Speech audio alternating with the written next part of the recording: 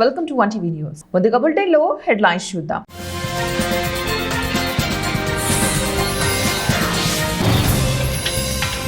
మందులకు ఏఐ సాయం, ఎయిమ్స్ తీవ్ర హెచ్చరిక.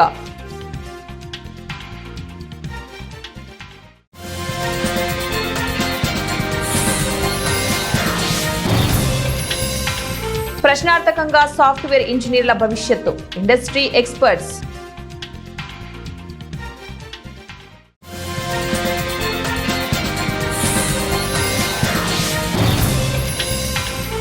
ఆయనే నా బాస్, నేను కేవలం కార్యకర్తను, ప్రధాని మోదీ. నూతన జాతీయ అధ్యక్షుడిగా బీహార్కు చెందిన నితిన్ నవీన్ మంగళవారం బాధ్యతలు స్వీకరించారు. ఢిల్లీలోని బీజేపీ ప్రధాన కార్యాలయంలో జరిగిన ఈ వేడుకలలో ప్రధాని నరేంద్ర మోదీ నూతన అధ్యక్షుడిని బీజేపీ చరిత్రలోని అత్యంత పిన వయస్కుడైన అధ్యక్షుడిగా బాధ్యతలు చేపట్టిన నితిన్ నవీన్ ను ప్రధాని మోదీ హృదయపూర్వకంగా స్వాగతించారు. ఈ సందర్భంగా ఆయన పార్టీ క్రమశిక్షణను, నూతన నాయకత్వంపై తనకున్న నమ్మకాన్ని చాటుతూ ఆసక్తికర వ్యాఖ్యలు చేశారు. పార్టీ విషయానికి వస్తే నితిన్ నవీన్ నా బాస్, నేను కేవలం ఒక పార్టీ కార్యకర్తను మాత్రమే అని ప్రధాని ప్రకటించారు. ఇది పార్టీలో పదవి కంటే సంస్థాగత గౌరవమే ముఖ్యమని చాటి చెప్పింది. నితిన్ నవీన్ ను మోదీ ఒక మిలేనియల్ నాయకుడిగా అభివర్ణించారు. రేడియో ద్వారా సమాచారం విన్న తరం నుంచి నేడు కృత్రిమ మేధస్సును వినియోగిస్తున్న తరం వరకు జరిగిన సామాజిక, సాంకేతిక మార్పులను ఆయన ప్రత్యక్షంగా చూశారని కొనియాడారు. యువ ఉత్సాహంతో పాటు సుదీర్ఘ సంస్థాగత అనుభవం ఉన్న నితిన్ నవీన్ నాయకత్వం పార్టీ కార్యకర్తలందరికీ గొప్ప మేలు చేస్తుందని మోదీ ఆశాభావం వ్యక్తం చేశారు. ఏఐ అభివృద్ధి మొత్తం టెక్ రంగాన్ని మార్చేస్తోందని నిపుణులు చెబుతున్నారు. ముఖ్యంగా సాఫ్ట్వేర్ ఇండస్ట్రీలో పెను మార్పులు చోటు చేసుకుంటున్నాయని ఇండస్ట్రీ ఎక్స్పర్ట్స్ చెబుతున్నారు. క్లౌడ్ కోడ్ వంటి కోడింగ్ పనుల్ని ఏఐ సాధారణాలుగా సాఫ్ట్వేర్ డెవలపర్లు, కోడర్ల మాదిరిగానే చక్కబెట్టేస్తుందన్నారు. దీంతో భవిష్యత్తులో సాఫ్ట్వేర్ ఇంజనీర్ల పనిని కూడా ఏఐ నిర్వహించేలాగా పరిస్థితులు వస్తున్నాయి. తాజాగా నాట్.js క్రియేటర్, ప్రముఖ సాఫ్ట్వేర్ ఇంజనీర్ ర్యాండాల్ చేసిన వ్యాఖ్యలు టెక్కీలో గుబులు పుట్టిస్తున్నాయి. వర్డ్స్, కమాండ్స్ రాయడానికి బదులుగా కొత్త ఐడియాలు, కాన్సెప్ట్స్, డిజైన్లపై ఇంజనీర్లు దృష్టి పెట్టాలని, కోడింగ్ ఏఐ టూల్స్ కు వదిలేయాలని అన్నారు. ఏఐ ఆధారిత చాట్బాట్లు ఇచ్చే సలహాలను గుడ్డిగా నమ్మి సొంత వైద్యం చేసుకోవద్దని ఢిల్లీలోని ఎయిమ్స్ రుమటాలజీ విభాగం అధిపతి డాక్టర్ ఉమాకుమార్ హెచ్చరించారు. ఇటీవల ఓ బాధితుడు ఏఐ చాట్బాట్ సలహాతో వివిధ మందులు వాడి ప్రాణాల మీదకు తెచ్చుకున్న ఘటన వెలుగులోకి వచ్చిన నేపథ్యంలో డాక్టర్స్ ఈ అత్యవసర సలహా ఇచ్చారు.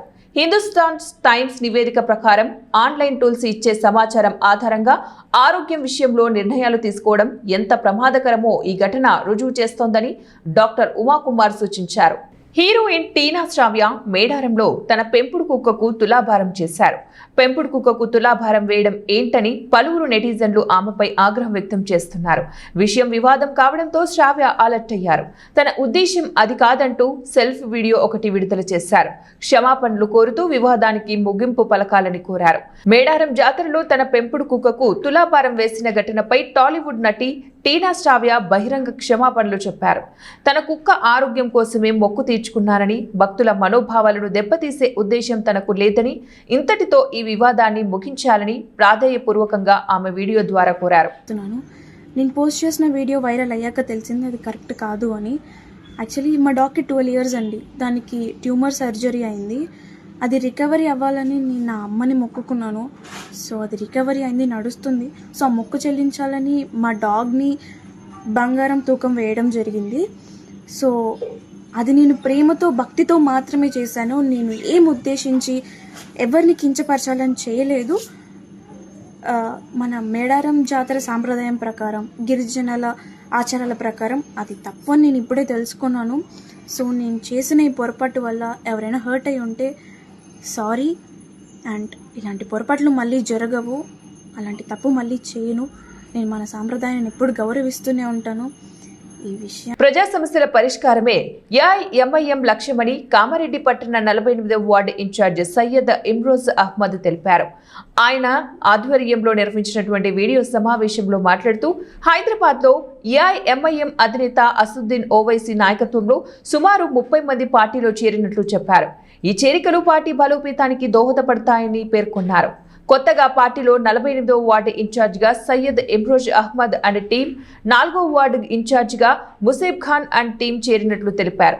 వేముల సత్యం, మొహమ్మద్ అఫ్లవ్, సల్మాన్ రజా, సయ్యద్ మొయిన్ అలీ, అబ్దుల్ ఖతీబ్, సయ్యద్ అలీ పాషా, మొహమ్మద్ అమర్ కూడా పార్టీలో చేరారని వెల్లడించారు. కామారెడ్డి మున్సిపల్ ఎన్నికల్లో ఏఐఎంఐఎం సుమారు 25 స్థానాల్లో పోటీకి సిద్ధంగా ఉందని స్పష్టం చేశారు. పట్టణ అభివృద్ధి, ప్రజా సమస్యల పరిష్కారమే లక్ష్యంగా ఎన్నికల ప్రణాళిక రూపొందించుకుంటున్నామని తెలిపారు.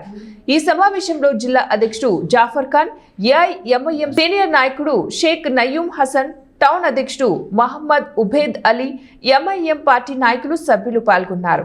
सरपरस्तों का, जिम्मेदारों का, डिस्ट्रिक्ट के जाफर खान साहब सदर साहब का, टाउन के मोहम्मद उबेद अली साहब का और सरपरस्त शेख नईम हसन साहब का और सारे जिम्मेदारों का तहे दिल से शुक्रिया अदा करता हूँ कि हमेशा हम मुत्तहिद होकर आगे बढ़कर एक एक वोट हम अपनी तरफ से कोशिश करके एआईएमआईएम पार्टी में जोड़ेंगे और हर वार्ड में हम निकलेंगे, कोशिश करेंगे कि हमारे माँओं से, हमारे बहनों से, हमारे भाइयों से और हमारे हिंदू भाइयों से और जो भी है, नॉन माइनॉरिटीज़ भी है, जो भी है, हम तमाम के साथ हैं।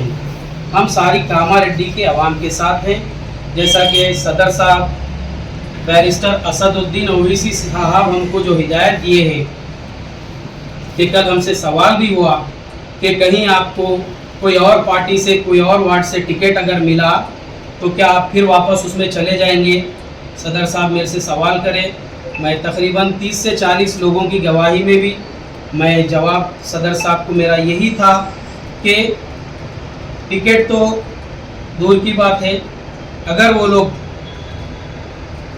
म्यूनसिपल चेयरमैन का भी मेरे को अगर ऑफ़र करेंगे तो भी मैं नहीं जाऊंगा।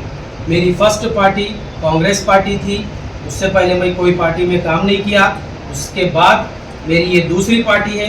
इंशाअल्लाह ताला मैं आप तमाम के मीडिया वालों के सामने और तमाम मेरे चाहने वालों के सामने मैं अल्लाह को हाजिर नाजिर रख के ये गवाही देता हूँ, चाहे इस पार्टी में हम कामयाब हो या ना हो, इंशाअल्लाह ताला आखिरी सांस तक मेरी पार्टी एमआईएम पार्टी रहेंगी और उसी पे मैं काम करूँगा और मुत्तहिद होकर कोशिश कर कर सदर साहब के साथ, सरपरस्तों के साथ मैं पूरा वक्त देकर इंशाअल्लाह ताला हर वार्ड में हमारे नुमाइंदों को, हमारे ठहरने वाले बहनों को, हमारे वालिदैन को, जो भी ठहरे उन तमाम को फुल सपोर्ट करके हम इंशाअल्लाह जिता के लाने की कोशिश करेंगे।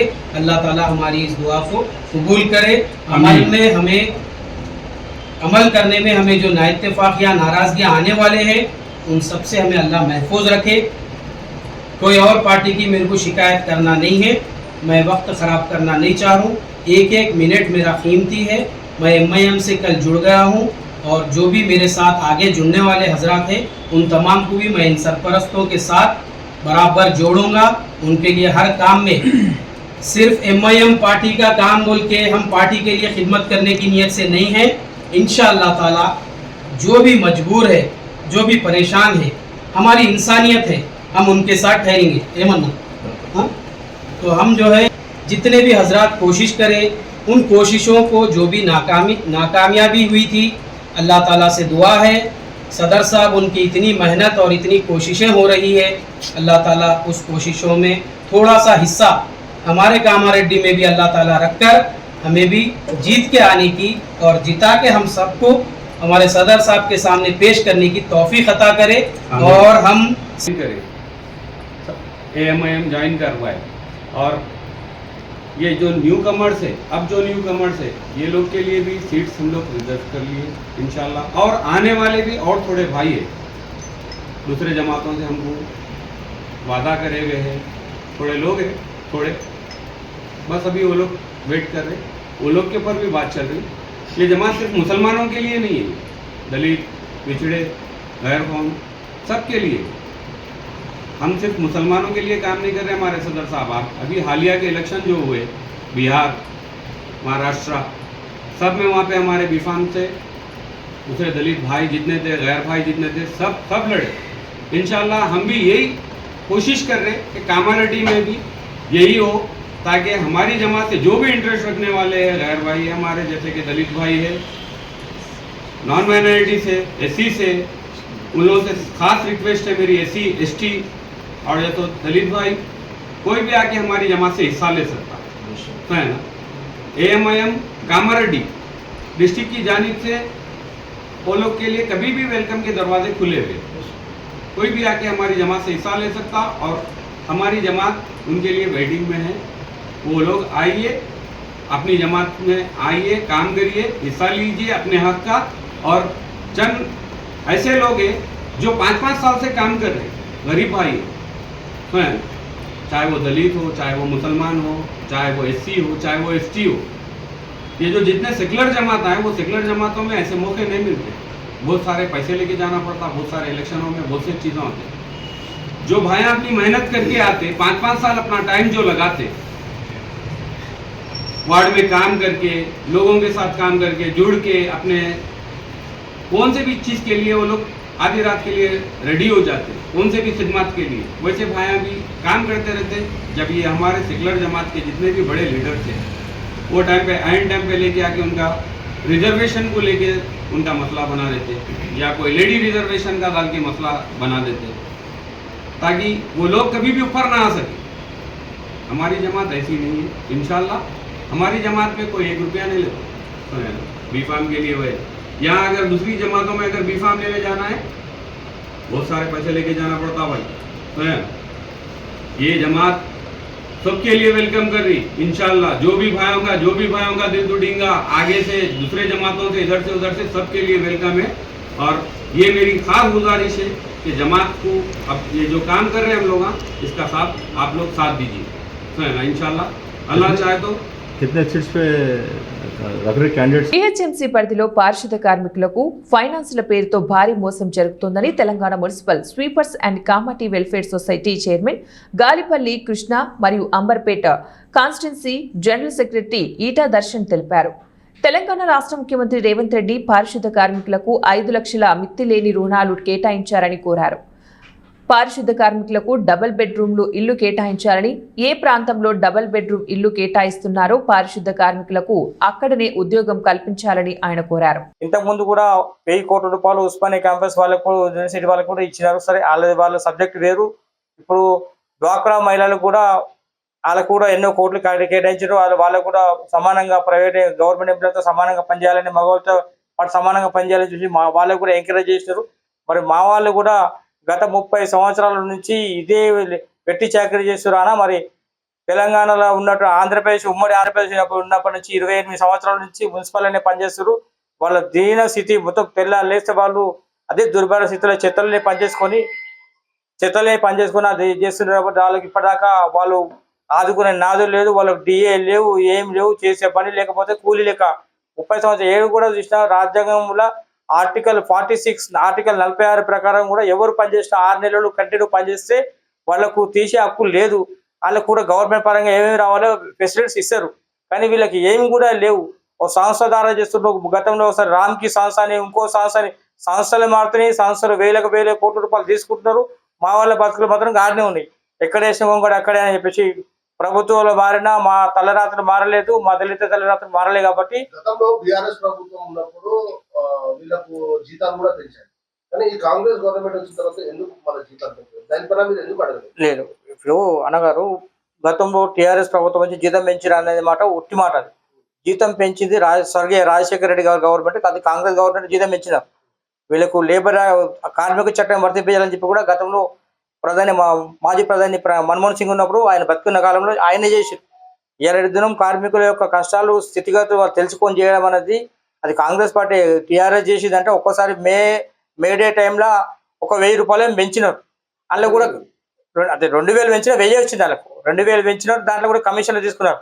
వాళ్ళు ప్రతి కాడ వాళ్ళ పనులే కమిషన్. మీరు ఆల్రెడీ లేబరే కాదు, వాళ్ళకు స్థితిగతులు ఉన్న వాళ్ళు, గరీబులు, వాళ్ళ ఎస్సీలు, వాళ్ళు బీసీల దగ్గర రానియకుండా వాళ్ళు 2000 పెంచింది 1000 రూపాయలు వచ్చినాయి. అది కూడా ఇది ప్రభుత్వం పోయి దాదాపు ఎన్ని అయింది, 2.5 సంవత్సరాలు. ఈ ప్రభుత్వం వచ్చిన తర్వాత ఆయన పోయిన రాక్షస పాలనలో 7 లక్షల కోట్లు అప్పు చేసిపోయినటువంటి వాస్తవం. చేసిన తర్వాత ఆయన కాళేశ్వరం అన్నది అది ప్రభుత్వం చూసుకుంటే అది ఇంత ఒక్కరు కానీ కాదు, ప్రతి సీనియర్ సిటిజన్లకు, ఎంప్లాయీస్కు అందరికి కూడా ప్రతి ఒక్కరికి నాశనం చేసేసి ప్రతి కాడ కమిషన్ అధికారులు, గతంలో మున్సిపల్లో కూడా ఎంఏయుడి ఆయన కమిషనర్గా ఉండే ఎవరు ప్రిన్సిపల్ సెక్రటరీ అరవింద్ కుమార్, ఆయన అయితే ఇప్పుడు మొత్తం ఆయన తన మినిస్టర్ కేటీఆర్ ఉన్నప్పుడు కూడా మొత్తం అవకతవకలు ఇళ్ళ జీతాలల్లో ఎన్నిసార్లు మొత్తం గ్యాస్ కాడ, డీజిల్ కాడ, ప్రతి కాడ బలియల సెక్షన్ డిపార్ట్మెంట్లో పనిచేస్తున్నారు 2,000 మంది ఉంటే 1,400 మంది, ఇంకా 600 మంది జీతాలు.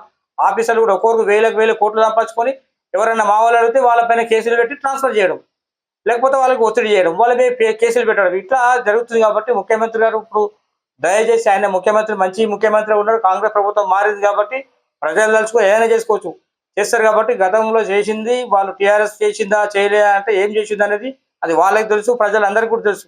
ఇప్పుడు గడిచిన 2 సంవత్సరాలు ఎన్నో పనులు చేశారు. వస్తూనే ఇప్పుడు పబ్లిక్ అడిగే బాగంబర్పేట్ డివిజన్ సీసీ కాలనీలో 20 లక్షల వ్యయంతో నూతన సీసీ రోడ్డు పనులను ప్రారంభించిన అంబర్పేట ఎమ్మెల్యే కాలేరు వెంకటేష్, బాగంబర్పేట్ డివిజన్ కార్పొరేషన్ పద్మ వెంకటారెడ్డి ఈ సందర్భంగా కాలనీలో సమస్యలు అడిగి తెలుసుకున్నారు. అనంతరం ఎస్బీహెచ్ పార్క్ పనులను పరిశీలించారు. ఈ కార్యక్రమంలో బీఆర్ఎస్ నాయకులు వెంకటరెడ్డి, చందు, శ్రీరాములు, ముదిరాజ్, మిరియాల రవీందర్, రమేష్ తదితరులు పాల్గొన్నారు.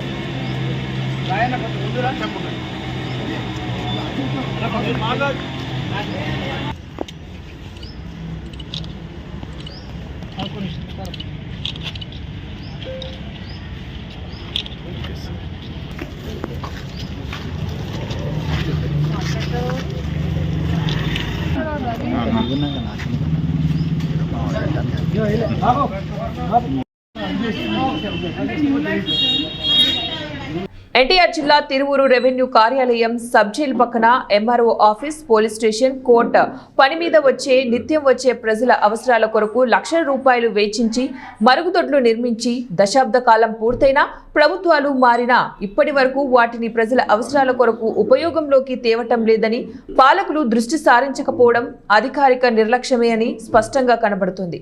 ముఖ్యంగా బైపాస్ రోడ్ నుంచి బస్టాండ్ వరకు ఎక్కడా కూడా పబ్లిక్ టాయిలెట్స్ నిర్మించలేకపోవడం పట్టణానికి పని మీద వచ్చే మహిళలు ఇబ్బందులకు గురవుతున్నారు. అధికారులు స్పందించి పబ్లిక్ టాయిలెట్స్ నిర్మించి ఉన్న టాయిలెట్లను ప్రజల అవసరాల చర్యల కోసం తీసుకోవాలని ప్రజలు కోరుతున్నారు. బిఆర్ అంబేద్కర్ కోనసీమ జిల్లా అమలాపురంలో ఎమ్మెల్సీ బొమ్మి ఇజ్రాయిల్ పాత్రికేయ సమావేశంలో సంచలన వ్యాఖ్యలు చేశారు. కోడి పందాలు, గుంటాడ బరులతో పోలీసులు బ్రోకర్గా మారనున్నారు. సంక్రాంతి సంబరాలు ముసుగులలో స్థానిక ఎమ్మెల్యే తీవ్ర అవినీతికి పాల్పడ్డారు.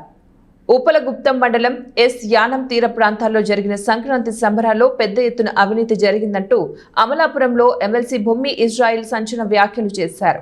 సంక్రాంతి సంబరాల ముసుగులలో స్థానిక ఎమ్మెల్యే ఆయితాబత్తుల ఆనందరావు కోట్లాది రూపాయలు వసూలు చేసి అవినీతికి పాల్పడ్డారని అన్నారు. 2 సంవత్సరాలుగా సంక్రాంతి సంబరాల పేరుతో వసూలు చేసిన మొత్తాలను ఎంత ఖర్చు చేశారో, ఎంత మింగేశారో శ్వేతపత్రం విడుదల చేయాలని డిమాండ్ చేశారు. రైతుల నుంచి, అధికారుల నుంచి, వివిధ షాపింగ్ మాల్స్ నుంచి, కాంట్రాక్టర్ల నుంచి పెద్ద మొత్తంలో నిధులు వసూలు చేశారన్నారు. వీటిపై ఎమ్మెల్యే సమాధానం చెప్పాలన్నారు. గుంటాడ, కోడిపందాల బరల నుంచి లక్షల రూపాయలు వసూలు చేసి ఆ నగదును ఎమ్మెల్యేకి అందించి పోలీసులు బ్రోకర్లుగా మారిపోయారని అన్నారు. ప్రతి రైతు నుంచి ఎకరాకు 5 లక్షల రూపాయలు వసూలు చేశారు. ప్రతి డిపార్ట్మెంట్ నుంచి, అలాగే చిరు వ్యాపారస్తుల నుంచి 10,000 రూపాయల చొప్పున వసూలు చేశారు.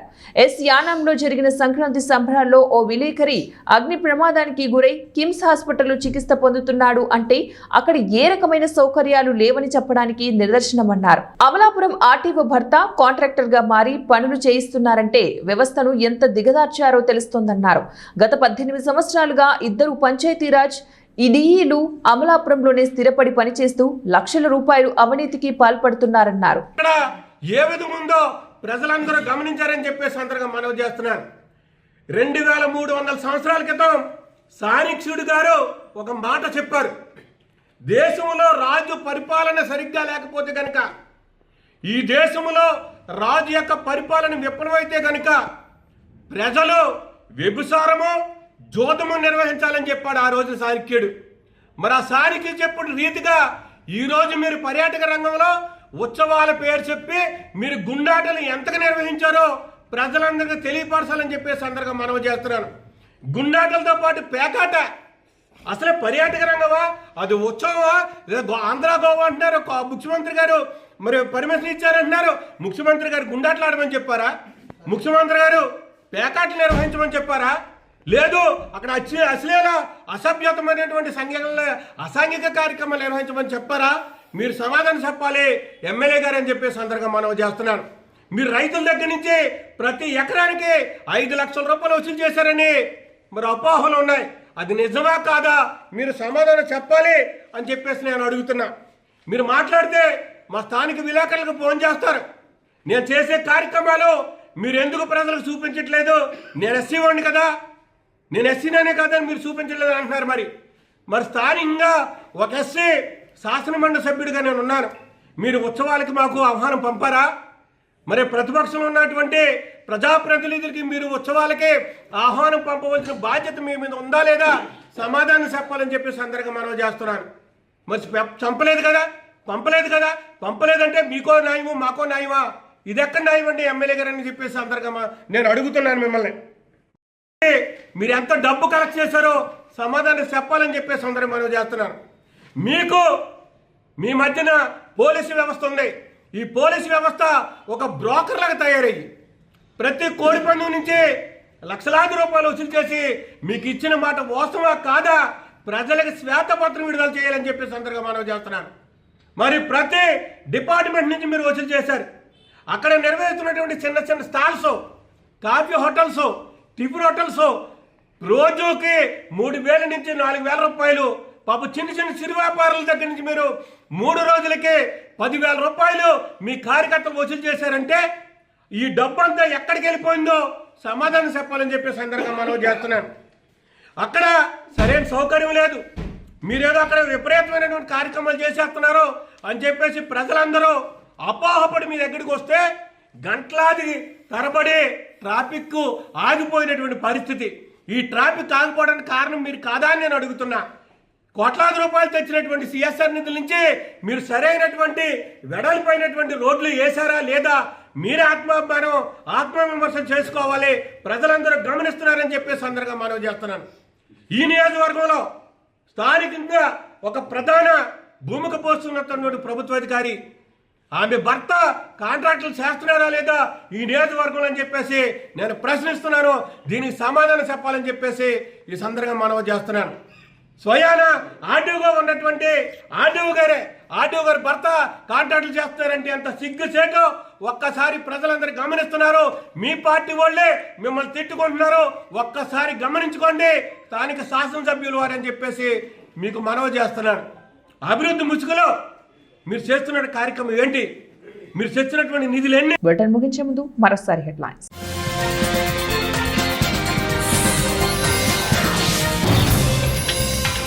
మందులకు ఏఐ సాయం, ఎయిమ్స్ తీవ్ర హెచ్చరిక.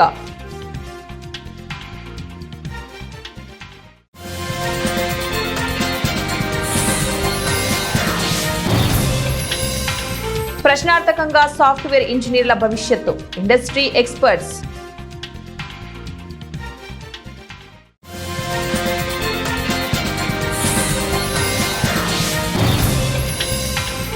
ఆయనే నా బాస్, నేను కేవలం కార్యకర్తను, ప్రధాని మోదీ.